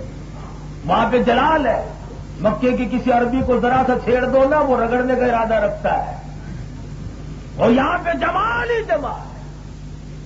مدینہ منورہ کے شہر میں داخل ہو جاؤ، ہوا چل رہی ہے، دماغ سے ٹکرا رہی ہے، ایسا معلوم ہوتا ہے کہ روز اقدس سے یوں آواز آ رہی ہے، آ جاؤ آ جاؤ، میں تمہارا ہوں تم میرے ہو۔ غسل کرتا ہے، کپڑے بدلتا ہے، خوشبو لگاتا ہے، گیا ہے حرم نبوی کی طرف، فرمایا جا وہاں سے گزر جہاں سے جبریل گزرا کرتا تھا۔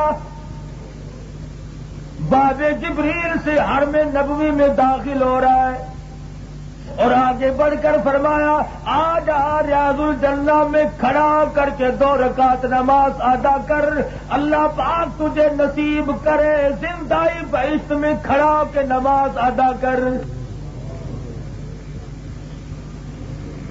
2 رکعت نماز ادا کرتا ہے، 2-3 تسبیح درود شریف کی پڑھتا ہے، ارادہ ہے کہ دربار رسالت میں حاضری دوں، صلاۃ و سلام عرض کروں۔ تجربے کی بات ہے، تمام زندگی کا ریکارڈ، پوری زندگی کا اعمال نامہ یوں سامنے آ جاتا ہے، کہاں دربار رسالت اور کہاں تیری روح سیاہی۔ خود بخود آدمی کا دل کہتا ہے اور آقا دو عالم کے دربار میں یہ منہ لے کر پیش کیسے ہوں؟ جس منہ سے کفر بکا، جس منہ سے گالیاں بکی، جس منہ سے جھوٹ بولا، جس منہ سے حرام کھایا، جن آنکھوں سے حرام دیکھا، آج وہ نگاہیں روضہ اقدس پہ ٹھہرتی ہے۔ بار بار ارادہ ہے چلوں، پیشی دوں، حاضر ہوں، اعمال نامہ کہتا ہے کیا کرے گا جا کر پہلے جائزہ تو لے کہ تیری کرتوت کیا ہے، تو کر کے کیا آیا ہے۔ کبھی آج ہی حیران ہوتا ہے کہ میں اب کیا کروں، کیسے کروں، کبھی منہ پہ پھیرتا ہے میرے آقا میری شکل بھی تیری صورت کے خلاف ہے، میرا عمل بھی تیری شریعت کے خلاف ہے، میرا عقیدہ بھی تیرے قرآن اور سنت کے خلاف ہے، کیا شکل لے کر میں اس دربار میں حاضر ہوں، اٹھ کر چلنا چاہتا ہے، کمر اجازت نہیں دیتی، پاؤں چلتے نہیں۔ مذاق تو نہیں، ڈی سی آفس میں آدمی گھستا ہوا ڈرتا ہے، یہ شہنشاہ کائنات کا دربار ہے، دربار رسالت ہے، مذاق تو نہیں۔ صحابہ صفہ کے چبوترے کے قریب سے گزرتا ہے، کوشش کر رہا ہے آگے بڑھنے کی، قدم بوجھل ہے، آگے بڑھنے نہیں دیتے، اور یہاں صلاۃ و سلام کہنا چیخنا پہ وہاں جاؤ، خدا کی قسم زبان کو اٹھاؤ، اٹھتی نہیں، نگاہ اٹھاؤ کام نہیں کرتی، پسینے چھوٹ جاتے ہیں، آقا ڈرتا ہوں کبھی زبان کی بے ادبی نہ ہو جائے۔ تیرے دربار میں کس طرح سے سلام عرض کروں، کیا معلوم کون سے الفاظ تیری شایان شان ہے، کس صورت میں تم شایان شان ہو، میری یہ گندی زبان کہاں تیری شان، کہاں میرا اعمال نامہ اور کہاں میری زندگی کی کرتوت اور کہاں تیرا دربار۔ چاہتا ہے سلام خود بھی عرض کروں، ساتھیوں نے رشتہ داروں نے کہا تھا کہ سلام عرض کروں، بس پسینے چھوٹتے ہیں، آنکھوں سے جھڑی جاری ہو گئی بارش کی اور زبان گونگی ہے اور جھکا ہوا سا کھڑا ہے اور حیران ہے کہ میں اب کروں تو کیا کروں، کہوں تو کیا کہوں، دل ہی دل میں کہتا ہے آقا میرا کام تیرے دربار میں حاضر ہونا تھا، اب پیغمبر خدا صلی اللہ علیہ وسلم میں تیری شریعت کی تابع داری کروں گا، قرآن کی پیروی کروں گا، میں آج کے بعد اپنی زندگی کے اعمال نامے کو بدلوں گا، اپنی زندگی میں انقلاب لاؤں گا، اس کے بعد ایک دو جملہ کہنے کی تھوڑی سی جرأت ہوگی۔ اب یہ الگ بات ہے کہ سب کچھ وہاں سے کرنے کے بعد پھر آ کر کے آدمی یہاں مکر جائے، پھر بھی بگڑ جائے۔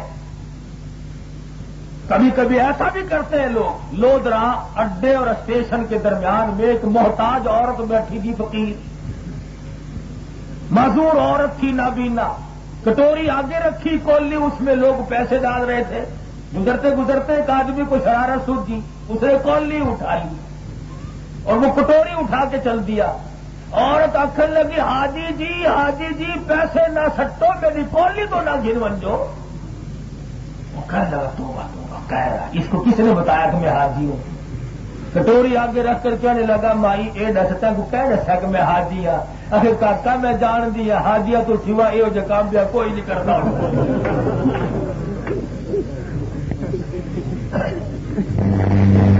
ایسا نہ ہو کہ وہاں بیت اللہ میں نہیں مانتا، میری عقل نہیں مانتی کہ جو نگاہ بیت اللہ کو دیکھے، غلاف کعبہ کو دیکھے، جو نگاہ روزے رسول اللہ کو دیکھے اور وہ پھر غیر عورت کو دیکھ لے، عقل نہیں کام کر۔ سلام عرض کرتا ہے، سیدنا ابوبکر صدیق رضی اللہ تعالی عنہ کے سامنے جاتا ہے، سلام عرض کرتا ہے، عمر فاروق کے سامنے جاتا ہے، سلام عرض کرتا ہے۔ سرکار دو عالم صلی اللہ علیہ وسلم نے ان دو صحابہ کے لیے شرط قرار دے دیا کہ جو میری زیارت کرنا چاہے گا جب تک ان کی زیارت نہ کر لے وہ میری زیارت نہیں کر سکتا، جب تک ان کی زیارت نہ کرے، جو ان کی زیارت نہیں کرنا چاہتا نہ مجھے وہ مدینے میں پا سکتا ہے، نہ میں ان سے حشر میں الگ ملوں گا، نہ حوض کوثر پہ الگ ملوں گا۔ فرمایا ہاں کذا نبعث یوم القیامہ۔ نعرہ تکبیر، اللہ اکبر۔ جسے ابو بکر اور عمر فاروق سے بغض ہو وہ مدینے جائے ہی نہ، کیا کرے، حضور تو ملتے نہیں۔ سرکار دو عالم صلی اللہ علیہ وسلم نے اپنی زیارت کو شرط قرار دے دیا ان دونوں بزرگوں کی زیارت میں۔ اس کے بعد وہاں سے نکلتا ہے، باب السلام سے، باب رحمت سے نکل کر باہر جاتا ہے۔ پھر آدمی کو تھوڑا سا احساس ہوتا ہے کہ کچھ چائے وائے پیوں، کچھ کھاؤں پیوں، شوق ہوتا ہے کہ پوچھوں یہ کون سا بازار ہے، لوگوں مکے مدینے کی کیا شان بتلاؤں۔ تمہارے یہاں تو یہ روڈ ہے نا، Liaquat road, Jinnah road, Bhutto road, Khar road, Ramay road, اور وہاں پہ شاہراہ خالد ابن ولید، شاہراہ ابو بکر، شاہراہ عمر فاروق، شاہراہ عثمان ابن عفان، شاہراہ فاطمہ، شاہراہ علی، شاہراہ خدیجہ، وہاں کی تو شاہراہیں بھی ایسی ہیں۔ تمہاری شاہراہیں اور ہیں، ان کی شاہراہیں اور ہیں، تم اور ہو وہ اور ہے، بڑا فرق ہے تم میں ہو۔ مدینہ مدینہ ہے۔ اللہ بازار میں نکل کر جا کر پوچھتے ہیں بازار کون سا ہے، لوگ بتلاتے ہیں سوق النبی صلی اللہ علیہ وسلم، نبی کا بازار ہے، اور نبی نے بازار تو نہیں بنوایا، نبی کا بازار کیسے بن گیا؟ لوگ بتلائیں گے یہ وہ بازار ہے جہاں پہ رحمت دو عالم صلی اللہ علیہ وسلم تشریف لاتے تھے، یتیموں محتاجوں بیوہ عورتوں کا سودا خرید کر لے جاتے تھے۔ آج وہ ساری چیزیں مفقود ہو گئیں، آج وہ چیزیں تلاش کی ہوئی نہیں ملتی کہ رحمت للعالمین کس طرح پہ لوگوں کے ساتھ خیر خواہی فرماتے تھے۔ اس کے بعد زیارتوں کے لیے لوگ نکل پڑتے ہیں۔ حضرت ابو ایوب انصاری رضی اللہ تعالیٰ عنہ کا مکان بالکل قریب ہے، جو حضور کی ہجرت گاہ بنا تھا، سب سے پہلے قیام فرمایا تھا۔ ابو ایوب انصاری منتظر ہے، حیران ہے، سارے صحابہ کرام روٹیاں پکائے بیٹھے ہیں، بستر بچھائے بیٹھے ہیں، امام الانبیاء تشریف لا رہے ہیں۔ ابو ایوب انصاری اپنے بچوں کے بیچ میں بیٹھا ہوا رو رہا ہے، الہی میرا نصیبہ کہ سرکار مدینہ میرے یہاں تشریف لائے، میرے بچوں کا تو 3 دن سے پہلے فاقہ موجود ہے۔ فرمایا کسی کا بستر منظور نہیں، کسی کا کھانا منظور نہیں، ابو ایوب انصاری تیرے آنسو ہمیں منظور ہے۔ حضور صلی اللہ علیہ وسلم کی سواری یہاں پہ آ کر بیٹھ گئی، حضور تشریف لے آئے۔ ابو ایوب انصاری اپنے مقدر پہ ناز کرتا ہے، الہی تیرا شکر ہے غریب کی سنی۔ فرمایا ابو ایوب تم اوپر چلے جاؤ، ہم نیچے قیام کریں گے۔ اگر ہم اوپر گئے تو آتے جاتے میں ہمیں عورتوں کو پردہ کرانا پڑے گا۔ امام الانبیاء تو عورتوں کو پردہ کرائے اور مسلمان ہو، اور پھر اپنے آپ کو شریعت کا پابند بھی بتلائے، اور پھر غیر عورتوں سے بیٹھ کر گپے بھی مارے۔ عجب تماشا ہے، کیونکہ ہمارے یہاں معیار کچھ اور ہے۔ کرتے سے ننگا آٹا ولی، منجو ننگا تو پورا ولی۔ اگے جی یہ پہنچا ہوا ہے، یہ نہیں دستے کتنے پہنچا ہوا ہے، یہ بڑے پہنچے ہوئے۔ ابو ایوب انصاری کو حکم ملا اوپر چلے جاؤ، چلے گئے۔ رات آئی، دماغ میں بات آئی، نبی نیچے میں چھت پہ اوپر، بے ادبی۔ اب اگر نیچے جاؤں تو سرکار کے حکم کی خلاف ورزی ہوگی، چھت پہ بیٹھا رہوں بے ادبی ہوگی۔ مورخ لکھتا ہے ابو ایوب انصاری نے تمام رات منڈیرے پہ لٹک کے گزار دی۔ کیا ادب ہے ابو ایوب انصاری کے دل۔ اس کے بعد آدمی اور زیارتیں کرتا ہوا سلمان فارسی کے باغ کو نکلتا ہے، ادھر جاتا ہے ادھر جاتا ہے، جبل احد کے قریب جا کے کھڑا ہوا۔ سیدنا امیر حمزہ رضی اللہ تعالیٰ عنہ کی قبر سے زبان حال سے آواز آتی ہے، حاجی روپیہ بھی خرچ کیا، وقت بھی خرچ کیا، آنا جانا بھی ہوا، بڑی مصیبت اٹھائی، تکلیف اٹھائی، لیکن کئی امتحان کے وقت میں فیل نہ ہو جانا۔ آؤ میں تمہیں سبق بتلاؤں، اگر اسلام کے لیے، ایمان کے لیے اگر 11 ٹکڑے بھی جان کے کرانے پڑے تو میری طرح کرا لینا، پر اپنے ایمان کو نہ چھوڑنا۔ نعرہ تکبیر۔ سبق جگہ جگہ سے ملتا ہے۔ جنت البقیع میں جاتا ہے، 10,000 صحابہ کرام وہاں پہ آرام فرما، 10,000 سے زیادہ صحابہ کرام، سرکار مدینہ کی پھوپھیاں، ازواج مطہرات، بنات رسول، صحابہ کرام کا چمکٹا ہے۔ گلی گلی، کوچا کوچا نرالا، ہوا نرالی، حتیٰ کہ مدینہ منورہ میں سینکڑوں کتے گھومتے پھرتے ہیں، کبھی کسی حاجی نے کتے کو بھونکتا ہوا نہیں دیکھا۔ مدینے کا کتا بھی حیا کرتا ہے، یہ وہ چیر ہے جو سرکار مدینہ کا ہے، اور سرکار یہاں آرام فرما رہے ہیں، میرا بھونکنا بے ادبی نہ ہو جائے۔ مدینے کا کتا بھی ادب کرتا ہے، اور یہاں ہم مسلمان ہو کر اسلام کو بھونکتے ہیں۔ کلمے بنا لیے، اب تو کہتے لا الہ الا الانسان، کہ انسان کا کوئی خدا نہیں پر خود خدا ہے۔ مذہب کوئی شے نہیں، کوئی چیز مذہب نہیں۔ اگلے دن ایک آدمی کہنے لگا جی یہ جو اسلام نے قید لگا رکھی ہے نا، اس عورت سے نکاح جائز ہے، اس سے جائز نہیں، اس سے نکاح جائز ہے، اس سے جائز نہیں۔ وہ خیر یوں کہنے لگا کہ میری ماں مر گئی ہے، ورنہ میں نے تو کہا تھا کہ چل تیری ماں سے تیرا نکاح پڑوا کے آؤں. مذاق کرتے ہیں اسلام کا. میں کہتا ہوں نوجوانوں، 500 سال کا رونا کام نہ آئے گا. 2 قطرے یہاں نکل گئے تو بیڑا پار ہو جائے گا. 500 سال روتے رہو گے، جواب ملے گا یاد ہے فاتخذتموہم سخریہ، تم میرے دین کا مذاق اڑایا کرتے تھے. تو زیارت مدینہ منورہ سے آدمی مشرف ہوتا ہے اور یہ تمنا کرتا ہے کہ میں یہی پڑھ کے مر جاؤں تو بہت اچھا ہے.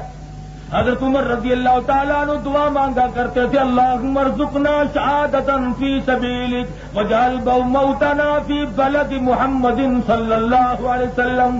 دعا مانگتے تھے الہی مدینے کا دفن نصیب فرما. امام مالک رحمت اللہ علیہ نے عمر میں 1 حج ادا کیا، ساری عمر مدینہ منورہ میں گزار دی. ساری عمر کبھی مدینہ شہر میں جوتا پہن کر نہ چلے. یہ وہ شہر ہے جس میں سرکار مدینہ تشریف لایا لے جایا کرتے تھے. 3 میل کے ایریے میں کبھی پیشاب پخانہ تک نہ فرمایا، مدینے کی بے ادبی نہ ہو جائے. حضرت مولانا محمد قاسم صاحب نانوتوی رحمۃ اللہ علیہ کئی میل ادھر کو نیچے اتر گئے، جوتا نکال کر بغل میں دے لیا، پاؤں زخمی ہو رہے ہیں. کسی نے کہا حضرت سواری خالی چل رہی ہے، سوار ہو جاؤ. فرمانے لگے آقا کے شہر میں سواری پہ سوار ہو کر داخل ہوتے ہوئے شرم آتی ہے، اور جب تک مدینہ منورہ میں قیام رہا جوتا نہ پہنا.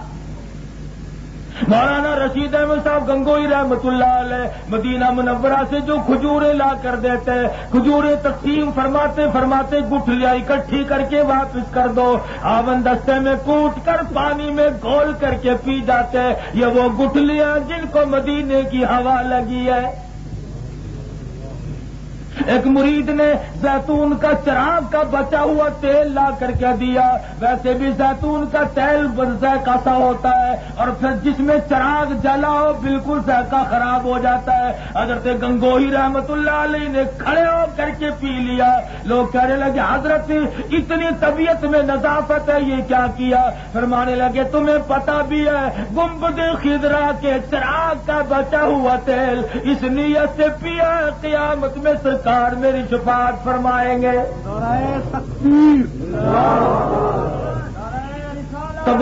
دربار رسالت میں اس قدر ادب ہے ان حضرات کے قلم میں، جگر میں، دماغ میں، اور اس پہ عمل کیا.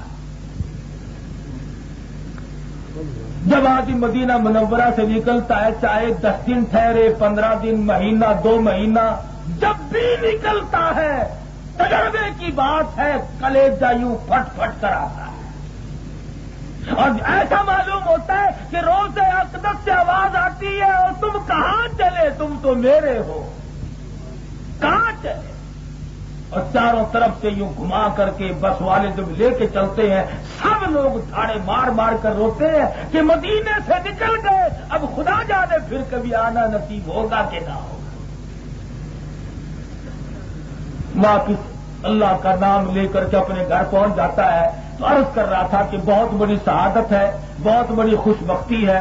اللہ تبارک و تعالی ہر مرد عورت کو نصیب فرمائے، اور جو حکم احکام وہاں سے ملے، پہلے ملے ہوئے قرآن مجید اور شریعت کے، اللہ پاک سب کو پورا کرنے کی توفیق عطا فرمائے. بسم اللہ دعوانا الحمدللہ رب العالمین. بسم اللہ الرحمن الرحیم. اللہم صلی وسلم وبارک علی سیدنا و مولانا محمد النبی الامی الہاشمی وعلی آلہ واصحابہ برۃ الکرام. دعا فرماؤ اللہ تعالیٰ حاجی صاحب ان کی گھر والی ساتھ جا رہی ہے، خیریت سے لے جائے، خیریت سے لائے، تمام ارکان اور مناسک کے آج اچھی طرح سے ادا کرنے کی توفیق عطا فرمائے. جتنے بھی حاجی اور بھی دلی گیٹ سے کئی دوست ادھر ادھر سے، اللہ تعالیٰ سب کو صحت کاملہ بخشے، اور تمام کے تمام کو اللہ تعالیٰ حج مبرور نصیب فرمائے، اور اللہ پاک ہر مسلمان کو حج بیت اللہ نصیب فرمائے. جتنے مرد عورت ہاتھ پھیلائے بیٹھے، یا اللہ سب کو حج نصیب فرما، سب کو روز رسول اللہ کی زیارت نصیب فرما، ہمیں اور ہماری اولاد کو نیک بنا. یا اللہ سب کے روز رزق میں برکت عطا فرما، سب بیماروں کو شفا عطا فرما، تمام مسلمانوں کی مشکلوں کو آسان فرما. یا اللہ ہم سب کی خطاؤں کو بخش دے، ہم سب کی روح سیاہی کو معاف فرما. یا اللہ جتنے مسلمان مرد عورت اب سے پہلے قبروں میں چلے گئے یا اللہ سب کی مغفرت فرما، الہی سب کی قبروں پہ اپنا کرم اور فضل فرما، اے اللہ تمام مسلمانوں کو کفر شرک نفاق سے بچا، بدعمالی سے بچا، اے اللہ پاکستان کی حفاظت فرما، یا اللہ پاکستان کی حفاظت فرما، پاکستان میں اسلام کا نظام جاری فرما، پاکستان کے داخلی خارجی دشمنوں کو ذلیل و خوار کر دے، پروردگار عالم تمام مسلمانوں میں اتفاق اور اتحاد دے، تمام مسلمانوں کو اعمال صالحہ اخلاق حسنہ کی توفیق عطا فرما، ربنا آتنا فی الدنیا حسنۃ وفی الآخرۃ حسنۃ وقنا عذاب النار، صلی اللہ علی حبیبی محمد وآلہ وصحبہ اجمعین۔